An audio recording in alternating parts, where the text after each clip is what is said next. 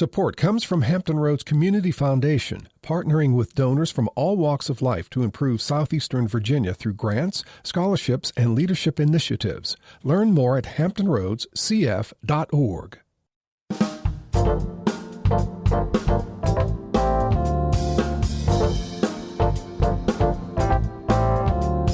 Good afternoon, everyone. I'm Barbara Ham-Lee. You've probably heard of the Delta variant of COVID-19. It spreads more quickly, makes you sicker, and may be more deadly than the other variants. And guess what? It's here in Virginia. The good news is that the coronavirus vaccine protects you against the Delta variant. The bad news is too many people, especially in the African American community, refuse to get vaccinated. Up next on Another View, our favorite cardiologist, Dr. Keith Newby, joins us. He's got a new title and he's got a new mission to get you vaccinated. Another View is next, right after this national and local news from NPR and WHRV News.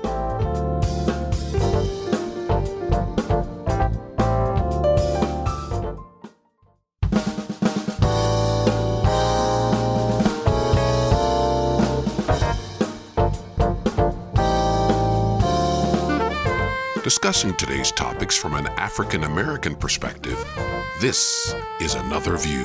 Hello, everyone, and welcome to Another View. I'm Barbara Ham-Lee. A special thanks to Lisa Godley, producer of this show, along with the rest of the Another View crew for keeping things together while I took some time off, and I missed you guys, and I'm happy to be back in the seat today. So before we get into our conversation, I do want to personally invite you to join me on Monday, July 19th from 4:30 to 5:30 p.m. at Chrysler Hall for the announcement and the introduction and reintroduction, I guess I should say, to some, of Thomas Wilkins. He is now the principal guest conductor for the Virginia Symphony Orchestra. This is a huge deal. This is the first ever principal guest conductor that the VSO has ever had. And for those of you who don't know, Thomas Wilkins is a native of Norfolk. He grew up in Tidewater Gardens. He's been working all over the country in terms of orchestras, and we are so excited to bring him to the area. So it is open to everyone. It is free, and there will be a special appearance by the Boys Choir of Hampton Roads under Julius McCullough, who is the artistic director. It's going to be a wonderful event. Again, it is at Chrysler Hall, Dress Circle Lobby. And you can, from 4:30 to 5:30 on Monday, July the 19th, go to virginiasymphony.org in order to RSVP. And I hope to see you there because I look forward to talking to you in person. So, our guest today is no stranger to Another View. For several years, we've had Dr. Keith Newby as a regular guest to discuss healthcare issues facing the African American community. Now, he's back with us today with a new title and a new mission. He is now the Medical Director of Health Equity with Sentara, and he's on fire about his new mission, and I am so excited to talk to him about this. How are you, Keith, Dr. Newby? I should say, let me formally say, how are you, Dr. Newby? Well, thank you, Miss Lee. I'm doing fine. I'm doing well. Thank you for asking. I appreciate you having me back as always. Always enjoy talking to you. Thank you so much. So congratulations on the new position. And what exactly does it mean to be the medical director of health equity? Does that mean you're no longer a cardiologist? What's going on? Listen. Listen, I want to make sure I'm clear with everyone. I am still a full-time cardiologist. I still maintain my practice that I'm not giving up right now and I'm not sure if I ever really would. My life is still the heart and taking care of patients, so I still love that piece. The things I'm be doing with health equity with Sentara, to be honest with you, I've been doing that anyway. You know, I've always, for those who've known me, have known I've always been a strong community advocate, and I go out and I give lectures, I speak at churches, I do community events. I was heavy on the vaccine issue. So the things that they asked me to do is keep doing what I'm doing, just with a title that goes along with it now. So I'm still doing this, but I'm kind of a workaholic. You know how I am. I send you messages at 2 a.m. And Yes. So the part of this I'm doing is during, of course, that I get up at 4 a.m. So I'm here by 5 and doing work. So I do a lot of these types of things, setting up meetings and, kind of setting up programs and things I wanted to initiate. That happens between 5 and 6:30 in the morning. And then I'm, doing the work for the day because I'm in between patients now. And then in the evening, I just changed my life around a little bit so I could do this more efficiently. I have somebody to help me by doing my notes. At first I used to do all my notes on my own, all my medical records personally, but now I have someone who helps me with transcribing notes, and I'm not doing that anymore. And that cut out, I type with 2 fingers. So you could imagine how long that would take me to do that. So I've been spending 3-4 hours a night doing that, but that's cut out now, so I can use that time to spend doing this. So now this partnership is between you, Sentara, and the James E. Newby Jr. MD Foundation. Is that your foundation? Yes, yeah. Okay. I created that a few years ago. My father, who passed away at age 41, has actually had a primary cardiac tumor, which is an extremely rare disease process. He was my hero. My family has always been, important to me, but he was always my hero. I was 7 years old when he passed away. So I created this foundation back in around 2009. To just help with promoting things in the community, and most of the things I did was through that foundation. But because Sentara, of course, they're a nonprofit organization, and the Newby Foundation is not-for-profit, I thought that bringing all entities together for the purpose of a common goal, which is to better the community, I thought was the way to go. Sentara was actually very forthright with me when they came to me and approached me with this idea. Jordan Asher is one of the vice presidents and chief medical officer over at Sentara. I have to give him all the credit in the world. When he came to me, I'm always a skeptic about anything and everything, but he was very upfront with me about what Sentara's goal was, and they brought him on a couple of years ago to have the role he played. But his big thing was medical equity when he was in Nashville prior to coming here. So when he approached me with this, and he and I were partnering a lot with the vaccine, that's how this came about. So when he actually talked to me about this, he knew how strongly willed I was about this whole process of trying to figure out how do we even the playing field as relates to, not just, because to me, health equity is more than just physical health. It's financial, emotional, psychological, health. And to me, having the ability to try to level the playing field and to give more programs and medical clinics in communities that are underserved, trying to attack food deserts, things like that were extremely important to me. And he knew that about my personality. So when he asked me to come on board, the first thing I said was, "You sure you want me?" I said, "You know how I am now. I'm a dog with a bone. You give it to me, I'm going to roll with it." And he said, "But that's why I came to you." So that just was all I needed to hear. So I'm all over this. I love this type of work, as you can see. Exactly. And we're going to delve a lot into the whole idea about vaccinations and what's going on, particularly in the African-American community when it comes to vaccines. But I want to ask you just a couple more questions about this position first before we get to that. So, one of the things that I read in your description about this position is that you were interested in creating a joint Sentara Mayor's Task Force for Healthcare Disparities with the city of Norfolk.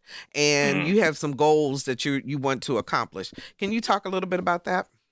Yeah, well, I'm starting to, and I want to make sure I clarify with Chesapeake and Virginia Beach and Hampton and Portsmouth that this me starting here, this is just my home city.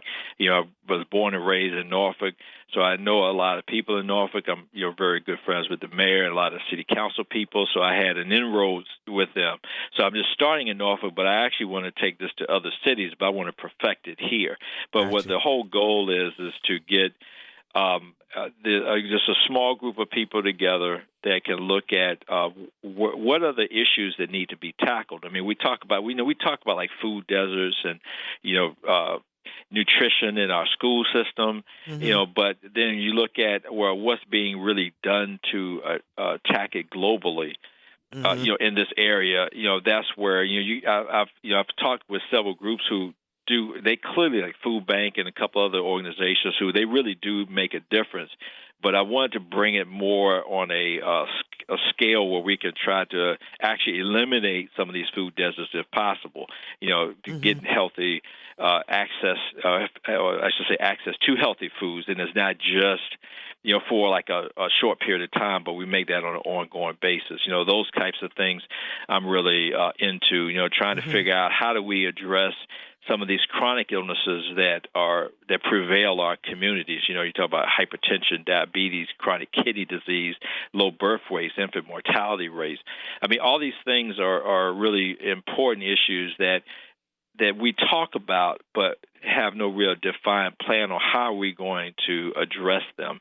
That's, to me, where I want to do is I want to have long-range plans, short and long-range goals that's going to help to make our community better. Because with the betterment of our community, of course, I mean, just so many different things will improve if we can attack that. The biggest thing is changing the dynamic of how people live. How do we live? How we operate? The activity we engage in or don't engage in. There's so much to that, but knowledge is power, and that's where I think we could do better, and as we get into the vaccine stuff, we could share in some interesting stories with that. Yeah. But that's part of this process is how do we lengthen the lives of our community, and part of that is going to be, teaching people, things, try to get politics out of this mix. And if I could do anything else, that is like, these things are medical issues. They're not politic issues. And I think if we could ever get people to really realize that, I think we have a fighting chance. So I know that there are several initiatives that are already in place around healthcare disparities. For example, the Mayor's Commission on Social Equity and Economic Opportunity, and then EVMS is developing a Center for Health Equity based on their findings from listening sessions around the area and so forth. It sounds like there are a lot of people trying to get at this issue. Do you see an opportunity for collaboration so that everybody can really get into lockstep and really tackle the problem instead of this group doing it here and that group doing it there and so forth? Well, I guess I look at that a couple of different ways. There's always room for collaboration with any of this stuff. Part of, and me, the biggest thing for me is getting things done. I'm kind of, for those who know me know I'm one of those people that, if we're going to get in and this is no reflection on any group, I want to say that ahead of time. But, if we're going to get in a room, we're going to talk about something for 6 months, and we're at the end of the 6 months. I'm like, okay, so what are we doing? Yeah. If I have to ask that question, then I'm done. So I kind of look at it like this. I will support any effort, be it EVMS, the city, whomever. I'm always supportive of everybody's activities and what they want to do. What I'm looking to do is say, okay, if we have, say, like several potentials that are that everybody's doing. I mean, the city, the Tidewater area is huge, so there's plenty of room for everybody doing things. Now, if I came into a plan that I found is working, then I'm going to share it with everyone and say, listen, this is working for us. You may want to try looking at this particular scenario, and I hope they would do the same for me. But there's plenty of things to be tackled as it relates to health equity. Absolutely. And they may have, I know there's some. I think I heard that the city is working with ODU, Norfolk State, on, I think, a modeling issue on, kind of chronic medical conditions, and I think that's great. My issue is the modeling takes a while. That takes, because you have to structure and you have to start really creating the database that you want to collect. And that's going to take a couple of years to even start really getting good data to figure out what to do. as a practitioner, I already know what to do from a particular standpoint. I think they're looking to see what's the best approach. I want to start somewhere now versus waiting a bit of time. So for me personally, it's all about what can I do now that's going to be helpful, and then share that with everyone else. Because if we're doing something again that's working and we share it with each other, then that's just would get us there even faster. All right, let's talk about these vaccines because, I went on the Virginia Health Department's website this morning, and according to their data, in Hampton Roads, 24% of African Americans are fully vaccinated compared to 62% of whites. Why aren't we getting the shots? There's a multitude of reasons why I think that's happening. Some of it, again, it gets back to the politicization of, I think, what's happened. Some of it is trust issues. Some of it is they're scared of just vaccines. I know people who won't take a flu shot. Their life depended on it. The key thing to me is, I think, knowledge. The downside that I'm finding is, social media. Part of me loves social media. Part of me hates social media because it's not regulated. You can get up there and say whatever you want to say. And I'm finding that, and I think I've mentioned this to you before in private conversation, that I feel like the naysayers right now have the mic. We need, our messaging has to be more verbose, has to be more diligent, has to be more frequent. Where we as a community talk about the positive of the vaccine. I mean, I've had it. I know you've had it. My wife, my mom, who's 91, has had it. Her sister, who's 93, has had the vaccine, and we're all doing fine. We haven't grown any extra hairs or got three feet, or none of that's happened. And you hear these ridiculous rumors that somebody, they talk about messing with your DNA, or this going to I don't even want to say some of the things I've heard, but some of the interesting myths that you hear, we have to find a way to dispel them, because that's what's prevailing and preventing us from moving on. Now, people used to always say Tuskegee to me. That's always the first thing that comes out of folks' mouths, and I'm like, and the first thing I asked them, I said, "Well, tell me what happened to Tuskegee since you brought it up." And I get this look, this deer in the headlight look. I said, "Well, you brought it up. I didn't bring it up. Tell me what happened. How is this like Tuskegee?" I said, "You don't even know what happened there, do you?" And it's like if people have been so used to saying these things because they hear them, but they don't have a clue what happened there to see, is there even any similarity, which really is not. And that's where you got this mix of politics, fear, myths that have prevailed. Well, I had the shot and I got COVID a week later. I said, because you had COVID before you got the shot. I mean, COVID takes, you're talking 7 to 14 days for you to exemplify symptoms.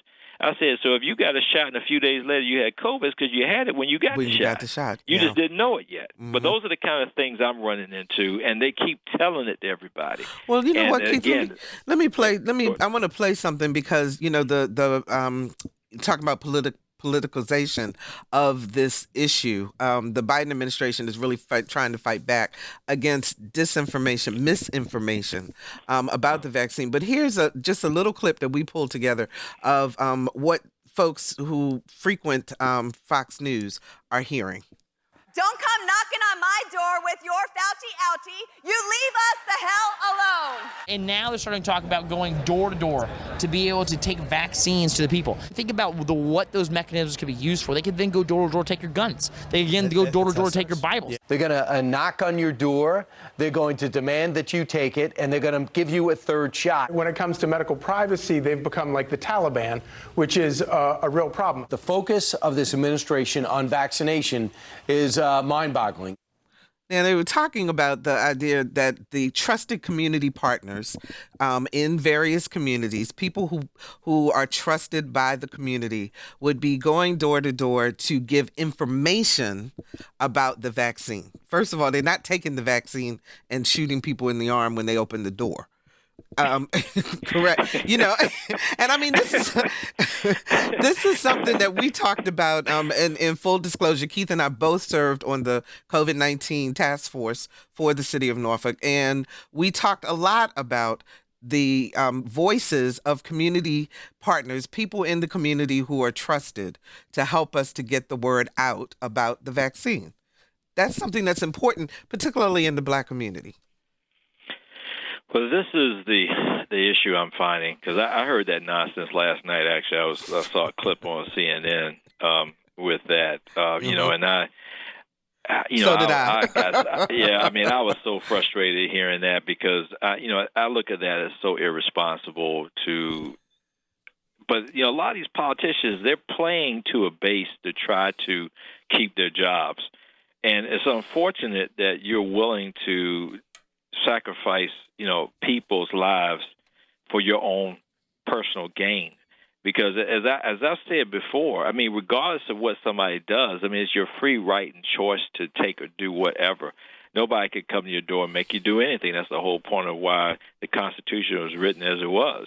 I mean, but the encouragement of it should be allowed. I mean, and that should not play any factor in this. And I wish Fox News would stop doing that, because it doesn't help anything, to really kind of spew this kind of negative information. Because what does a vaccine have to do with guns? You talk about, I mean, or taking away your Bible. Yeah, I mean, they're talking about things they know a lot of people that watch Fox News care about. And so they're playing to a base to say, let me, it's ratings games and just a bunch of games. I mean, to me, the vaccine should be in the medical field. That's what this is all about. I mean, that's like me doing finance. I mean, I'm not a financier. I can make a comment, but I don't know the dynamics of Wall Street.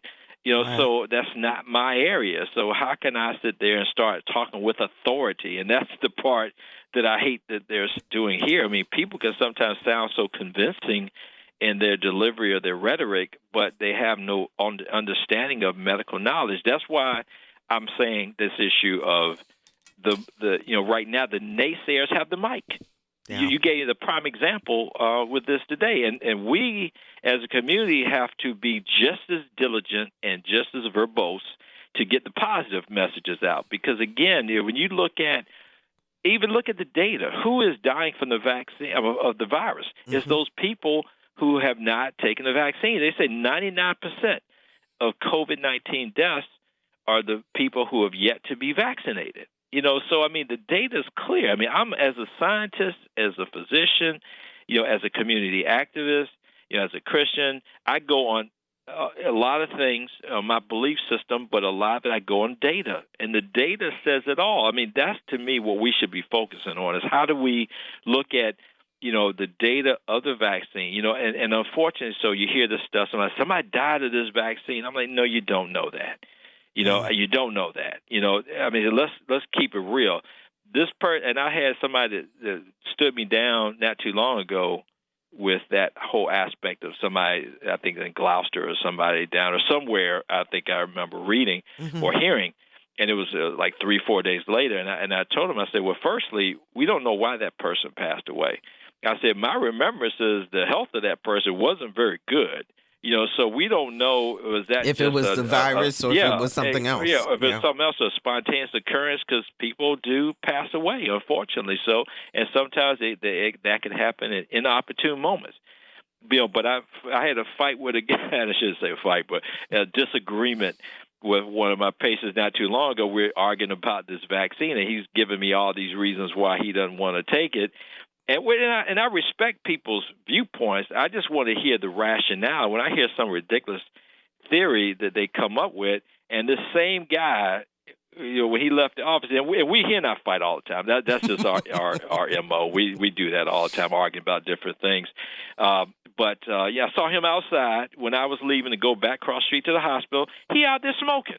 And so I looked at him. I said, dude.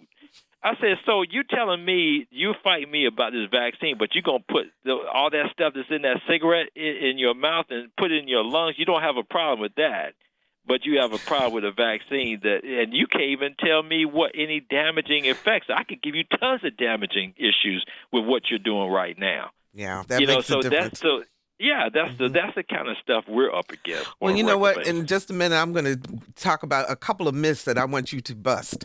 But if you're just joining us, we're talking with cardiologist Dr. Keith Newby, newly named the medical director of health equity with Sentara. 440-2665 or 1-800-940-2240 are the numbers to call to join our conversation. I really would love to hear from those of you out there who have decided not to get the shot and tell us why, and then perhaps Dr. Newby can explain to you a different perspective, another view about why you should get your shot. 440-2665 or 1-800-940-2240. Okay, so Keith, we're going to kind of go lightning round on this a little bit, okay? Okay. All right, okay. So first myth that we hear a lot in the Black community, and you are a Christian and so am I, Jesus will take care of me, so I don't need the vaccine. Yeah, I've heard that before too.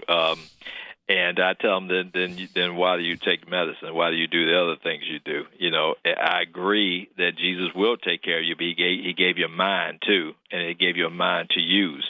I give you a quick synopsis of a story that somebody told me one time, and you may have heard this before. Mm-hmm. Guy sitting in his house. In Florida, a storm comes, a hurricane, and starts to flood the house. He climbs up to the second floor. Boat comes by. Listen, can you, let's take you to safety. No, I got it. The good Lord's going to take care of me. The waters keep rising. He gets on the roof. Here comes a helicopter. He says, listen, come on, let's take you to safety. No, the good Lord's going to take care of me. So he drowns and dies because he didn't get on the helicopter and didn't get on the boat. So then he's in the pearly gates. So he gets and sees the good Lord, and he's talking to him and said, listen, Lord, I've always served you. I've done everything I could. And, why didn't you save me? He said, I sent a boat your way to pick you up. You didn't want to get on that. So I sent a helicopter after that. You didn't want to do that either. I don't know what else to do. So I say that to say that the good Lord puts us together to help each other. That was part of what we were supposed to do. That was what Apostle Paul taught us, that we love our brother as ourselves and we help each other. So I look at the development of this vaccine and us getting this is a way to help. Now, I don't want to get into all the religious facts of everything, but, I always say that, I as a Christian, I had no issues taking this vaccine, none whatsoever. Yeah, so to me, I don't look at it as, that if you take it, that's a problem, in the good Lord's eyes, because he wouldn't have let it get developed otherwise. He would have stopped it if he really felt strongly one way or the other about this. So, and again, that's a story we could get into religious aspects all day long, but that's right. My viewpoint of it. Here's another myth. Here's another myth. I'm waiting for the FDA to give full approval before I take it. So I tell them this. The data, the way emergency authorization use just bypasses certain steps. And that's the red tape part that you run into, because, again, a lot of times in regular FDA stuff, this stuff sits on somebody's desk for a couple of years before they even get to it. The emergency authorization use, the data has to be there first. They got to do the clinical trials. They got to show the data. They got to have all that done. Then you look at some of the other red tape processes. Then it gets a final approval. They can't do emergency authorization use unless it's safe. That's why they met on this, and I don't know if anybody remembers this, but that's why it comes in front of the board of the FDA. They review all the data and then render an opinion. So that has to go through the steps first. All the clinical stuff, all the safety data has to go through before you can get emergency authorization use. So that just dispels that theory, too. All right. And the last one, there are two more. The vaccine has a microchip so the government can track you. So do cell phones. So I tell, so I say, you got no problem carrying your phone around with you, and you would die without your cell phone. I mean, you look at how people are now. They rather give up their left arm and give away their Their cell phone. iPhone. That's very true. Or whatever. So, but the thing is, though, there, and I tell people all the time this fact too. And I had a guy that said that to me when we first started doing the vaccine stuff. So I looked at him. I said, "Dude, you have no job, no life." I said, "All you do is sit home and chill. Who cares what you're doing on an everyday basis?" I said, "Just keeping it real." I said, I don't think the government has any concerns about your life to want to follow you what you're doing on an everyday basis. So you can nix that microchip theory. Okay. I said, at least for you can nix that. Anyway, And what else you got? the last one that we hear a lot, particularly in the African American community, the vaccine causes autism. I don't know where they got that from. I tell them, one of the interesting things that where you will find, and I blame certain media outlets for this as well. The thing like myocarditis, some of these other kind of processes you hear, the thing that I ask them is, okay, A, how do you know that autism was caused by this? I said, or even with the myocarditis, I'm like, I look at several things. I look at the total number of people that have been vaccinated, and then I look at the incidence of whatever they're talking about. So when you talk about the myocarditis, it was like less than 100 people, out of millions and millions of doses given. So you have to take some. So you talk about less than 1% of any incidence, even the autism issue. I don't buy it yet because I've never seen the hard data to suggest that actually there's a correlate with it.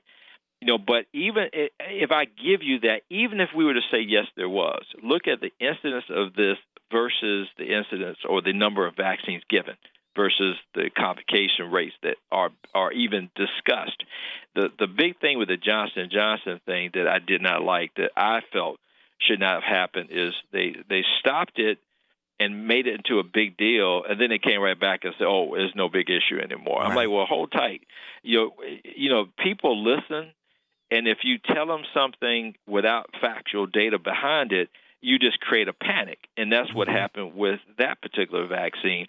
And sure, when they went back and looked at the incidents that they were seeing of complications from even the Johnson & Johnson, it was one, it's like I think it was like 1 out of, 7 million doses given. It was something ridiculous. I think it was just like 4 or 5. It wasn't that many cases at all in relationship to the number of vaccines provided.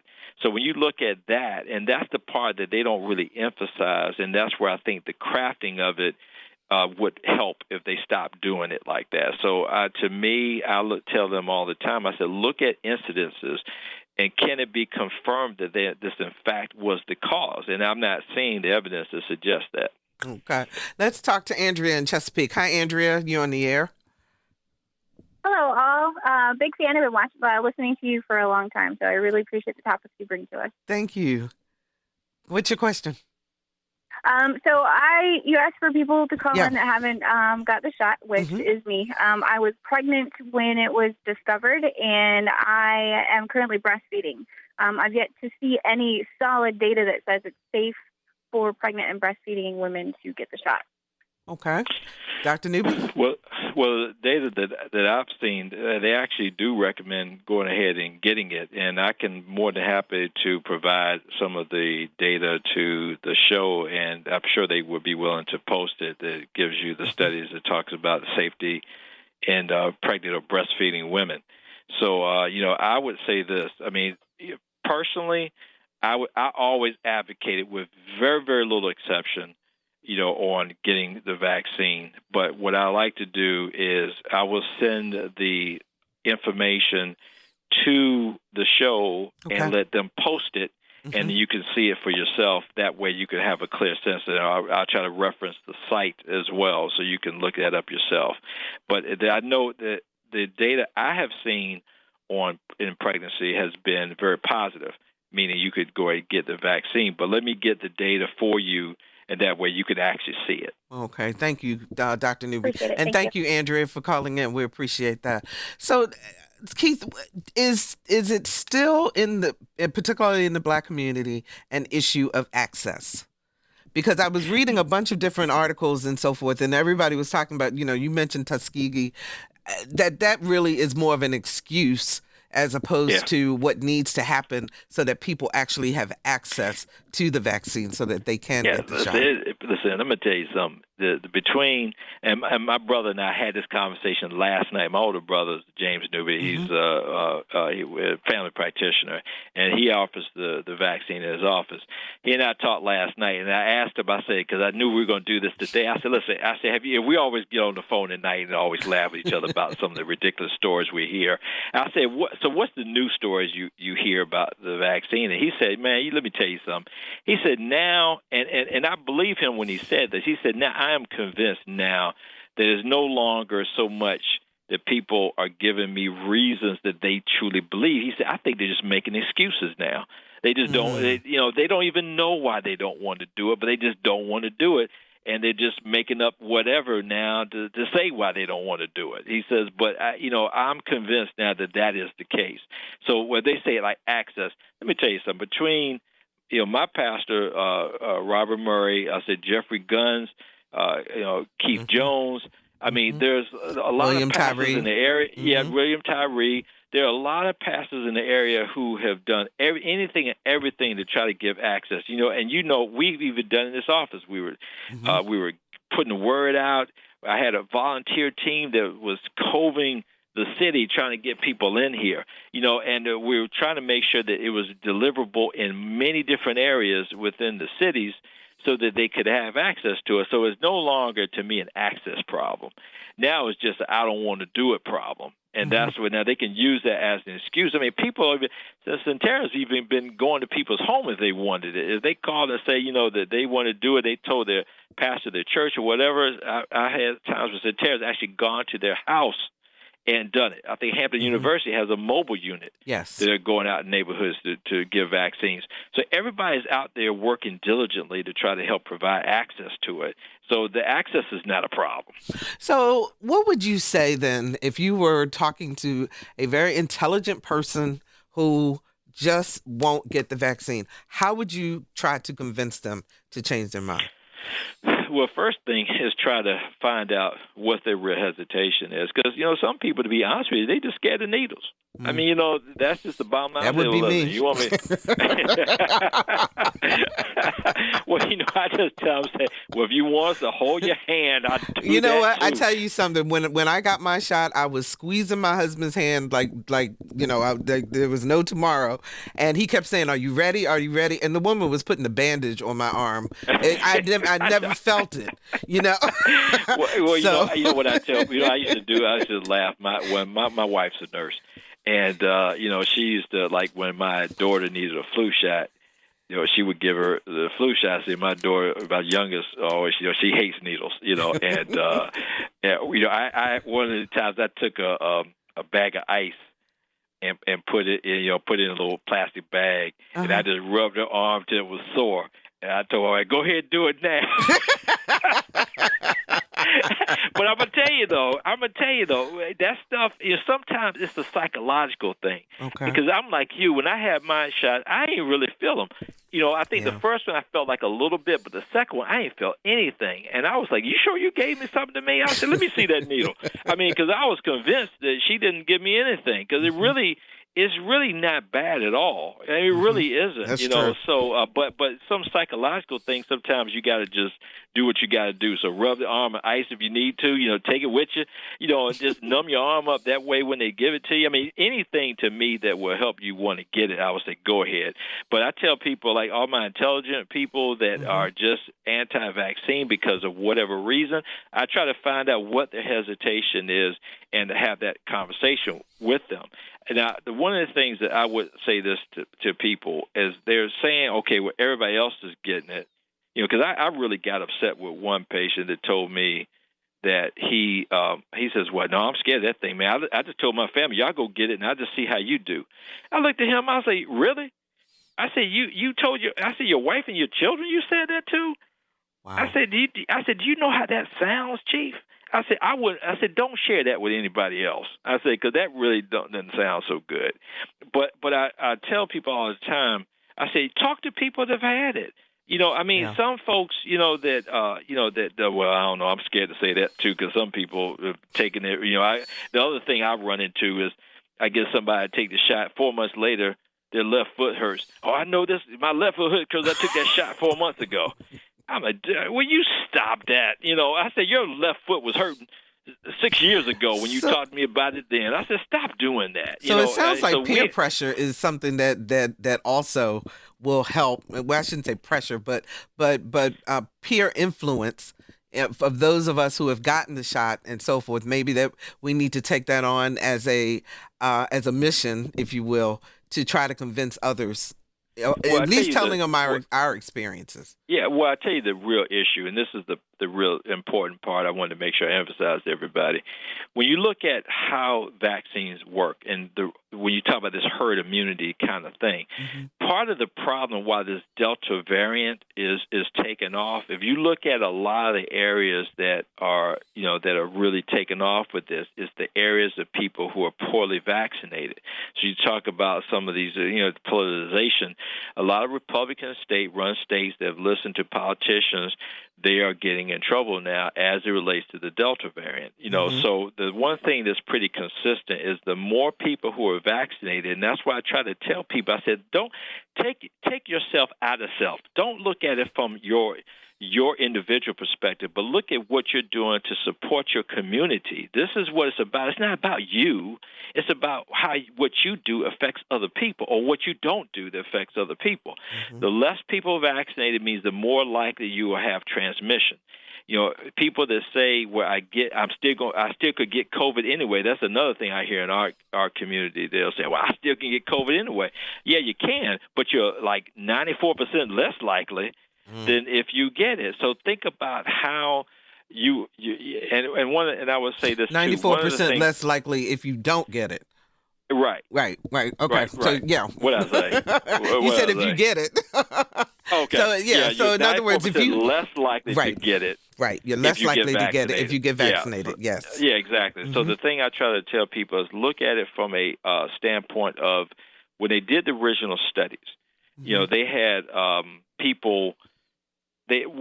The only problem with the design of the original study on the mRNA vaccines were that they did not say, like, when you got vaccinated, they only tested people who became symptomatic. So in other words, say they did 100 people, 50 got the vaccine, 50 got placebo, and they followed 100 people. They didn't routinely test everybody. They tested you if you became symptomatic. So if you developed flu-like symptoms, then they tested you. So the problem is that this issue of potentially asymptomatic carrier, and that's how that came into play, that you could have it, not know you had it, because the vaccine may be preventing you from having symptoms. Now, that's just a theory. We don't know that to be the case, but that could be the case. So if you're, say, like if you got like a bunch of people, and none of them, say maybe a couple of them have been vaccinated, the majority of people have not, you're protected from severe disease, no question about that. And you're pretty well protected from actually getting COVID-19. But if you were to get it and you remain asymptomatic because you weren't manifesting symptoms because of the vaccine keeping things at bay, but then you go around these other, 98 people, they could get it from you. And then they get really sick because they never got vaccinated. So that's the thing that I'm trying to get people to see. But if all those people did get vaccinated, all of a sudden, even if you did get it, that whole community is going to stay healthy because they're all protected. And that's where I'm trying to get people to understand. That's why it's important to get more people vaccinated. Everybody's saying, "Oh, I'm going to let everybody else do it. I'm just going to just watch them." I'm saying, but you're part of this community, aren't you? If you're part of this community, then you need to join in. It's almost as if people have forgotten, too, that 600,000 people have died from COVID-19. I mean, I had two first cousins died of this stuff back in March. A husband and wife, died 2 days apart from each other, COVID-19. I mean, when that stuff hits you home, and that's what, I'm telling people all the time is, think about how this, people talk about this just like no worse than the flu. I said, what? I mean, I said, I've been living for 58 years. I'm starting to tell my age, but but I know I'm looking at what I see out here every day. Since the vaccine has started, and we started really having people being vaccinated, you know how the reduction in the number of people that I've seen across that street at the hospital when we were having my service. I had at least 60% of the patients I was seeing for a while were COVID-19 positive patients. I guarantee if it's 1% now, that's actually high. Wow. But that's because of the amount of people that have been vaccinated. But unfortunately, there's still a lot of people that are not getting vaccinated. So let me ask you this, Keith, because we only got about 3 minutes left in this segment. So if you are a person who has decided you are not getting vaccinated, then what do you tell them to do in order to keep the rest of us safe? Well, they got to wear the mask. They have to be masked. They have to socially distance. They got to keep their hands washed. They have to do all the things that we're supposed to be doing in the first place. They really need to stay out of public places of significance. They don't need to be going to restaurants because you're going to take your mask off to eat. If you're not going to be vaccinated, you need to at least make sure you're protecting other people. And that's what I tell them, that you need to be careful with that. You should be going. And it's like what we were doing before the vaccines came out is what they should be doing now. But to my thing is just go ahead and get the doggone shot and just be done with it. I mean, a lot of us have had it. Everybody on this call right now have had it, and we have done quite well. And then, do you think about people ask me about the side effect issues, and that's another thing that they always say. I'm like, well, like anything else in life, I didn't hardly have any side effects from mine. Yeah, me. I had both mine. I think I had a headache for about 10 hours, that I took some Tylenol for after my first injection. Didn't have anything, but my arm was sore in the second one, and that was just for a day.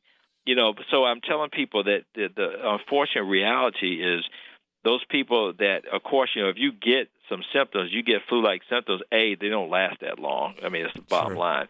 B, if you get them, you take some Tylenol and you chill out. You may drink plenty of fluids just like you would any other time. But I tell people, when you look at getting COVID-19, that's an unpredictable outcome.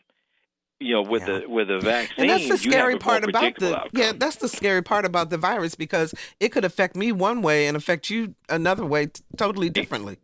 But you're rolling the dice because you don't know how it's going to affect you. That's the thing, and that's what I'm trying to tell people. At least the vaccine, there's a predictable outcome with that. COVID-19, there's no predictable outcome with that. You just don't know how you're going to do. Had a person here about 3 or 4 days ago. He's still on oxygen. He had COVID back in March, and this is July. He's still on oxygen behind COVID-19. No health problems before this. Wow. I'm like, screw that. Give me the shot. I'll take my risk with that. I mean, those are the things that when you really look at those types of things, if you're going to get affected like that, why take the risk? Exactly.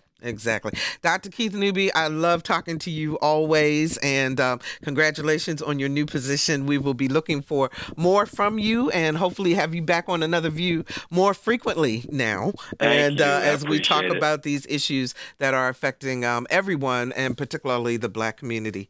Thank you so much for joining us, and we'll be right back.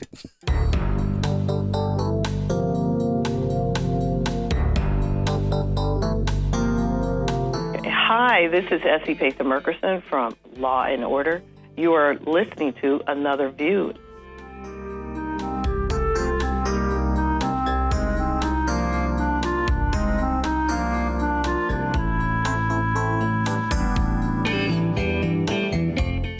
I just love my staff because they always do such nice things for me. They know that's my favorite show on the planet. Anyway, Hampton Roads has numerous locations and landmarks that detail the significant role that African Americans have played in the history of this community and our nation. But since so many of these historic spots have been bulldozed, replaced, or renamed, their significance is unknown or forgotten. The Historic American Landscape Survey, or HALS, is hoping to change that. This year, they're calling on communities all across America to identify Black landscapes. And as our Lisa Godley found out, there are cash prizes for doing so. The way you wear your hat way you sip your tea, the memory of all that. No, they can't take that away from me. The year was 1950, and Villa's Pharmacy, located on 26th Street near Ruffin Way, was bustling with customers. The one-story brick building was known for meeting the healthcare needs of Norfolk's predominantly Black Villa Heights community. The building was actually built in 1909, according to the city records. The building has been a restaurant, a nightclub, a church over the years, and when we received the building, it was just being used for storage. Lana Presley knows the history. She's the president of the Villa Heights Civic League. She's also the executive director of the Four Rivers Project, a nonprofit organization that was given the building 9 years ago. And she's quick to admit that it hasn't been easy trying to hang on to this historic resource. Initially, when the building was given to us, we didn't know it was zoned residential. That was our first challenge. So we raised the money, we petitioned the city. Now the zoning has been changed to R1 commercial. When the people offered us the building, we thought, we are so excited. We can turn this building into a community enrichment center, but we really didn't know what we were doing. Our difficulty has been in raising those funds to rehab the building. While Presley's group fights to keep Villa's Pharmacy in its rightful place as a community landmark, there are probably hundreds of similar structures around our region that fell to the wrecking ball, and all that remains are the memories passed down by parents, grandparents, and great-great-grandparents. They can't take that away from me. That's why the Historic American Landscapes Survey, or HALS, is hoping you'll pitch in and help. Overseen by the National Park Service and in collaboration with the American Society of Landscape Architects, the survey's mission is to record historic landscapes across America through written history, drawings, and photographs. Those passionate about preserving the region's history, like Jackie Glass, were elated to learn that this year HALS was focusing on Black landscapes. As I learned and grew about the city of Norfolk and the different places and spaces, I realized that many of the historic sites, they're gone, and many of the historic communities are now sort of being transformed and losing that historic character. And now it's just a matter of stepping up to that challenge. So just preservation overall, specifically the way in which our history has just either been conquered, conquested, destroyed, I think is so important. I'm encouraging people to look in their own backyards for spaces and places that need to or should be preserved, because what we don't want to see happen, and is happening right now, is that many of the memories and the knowledge of some of these places is dying with the generation. This year, the survey is specifically looking for those Black landscapes that fostered a sense of community, so many of which vanished as a result of development, vandalism, or neglect. Remember the corner store that you'd visit often with a grandparent? Or the elementary school where you first learned the 3 R's?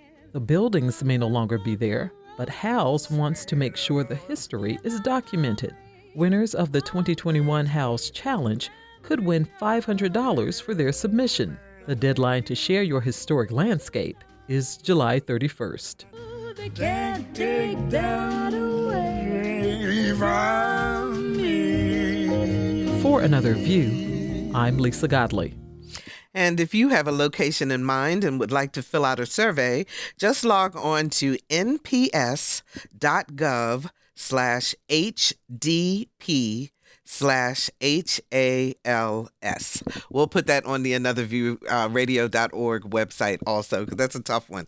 nps.gov/HDP/HALS. And if your loved one has not been vaccinated, I pray that something you heard today has encouraged you to get your shot. Hey, why not share this show with others so we can help encourage everyone to do what's necessary to eradicate this deadly virus? You can find the podcast at anotherviewradio.org. Our theme music is an original composition created especially for Another View by Jay Sennett. Lisa Godley is our show producer. Todd Washburn is our audio engineer. engineer, Dr. Barry Graham, answered our phones, and our interns are Brianna Walton and Lang Burgess. I'm Barbara Ham Lee. I cannot stress it enough. Get your shot. And if you're not vaccinated, please continue to wear your mask, wash your hands, and stay socially distanced. We'll see you next Thursday at noon for another View. Support comes from Hampton Roads Community Foundation, carrying out your charitable wishes forever, whether it's helping shelter animals, feeding the homeless, enhancing the arts, or supporting students. Learn more at leaveabequest.org.